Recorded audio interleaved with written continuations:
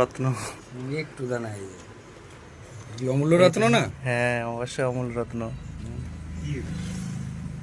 নাও কিসে নেবা? তোমার কাছে কতগুলো ছিল? এই আরে এনতে এক একটা করে তাবিজ ভরে দিচ্ছ? দিই। ওটাকে কুটি কুটি করতে হবে। হ্যাঁ ওই একটা করে তাবিজ ভরতে হবে।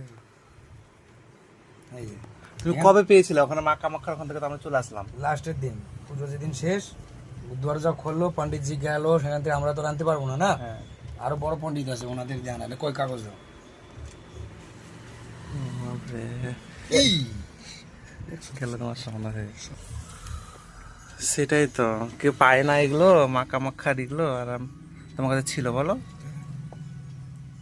ওটা পণ্ডিত দিয়ে আনানো হয়, বুঝতে পারছো? সবাই তো আর দেবে না। কতগুলো ছিল মানে এখান থেকে ছিঁড়ে ছিঁড়ে দিছো সবাইকে? মাসিকে দিছো? হ্যাঁ না, কাউকে দিইনি, খালি দুজনকে দুটো তাবিজ বানিয়ে দিয়েছি। একটা উড়িষ্যা বাবা, এখান থেকে একটা করে দেবা, আর এর সাথে যে কাপড় মিশিয়ে দেবা সেটাই থাকবে মেন, বুঝতে পারছো? আরে এগুলোকে ছোট ছোট আরো করতে হবে, কুটুরি কুটুরি। কুটিরি না, ওই যে ওখান থেকে একটা তেনা বার করবা সই দিয়ে। হ্যাঁ, ওখান থেকে একটা তেনা বার করে, ওখানে কমসে কম কয়টা হবে, 50-60টা হয়ে যাবে। ওখান থেকে একটু তেনা বার করে কি কি দিতে হবে? হয়তো বললাম যে যেটা পুজো আসরা তোমার যে জিনিসপত্রগুলো আছে ওইগুলো দিয়ে ভরে দেবা আর ইয়ে করবা।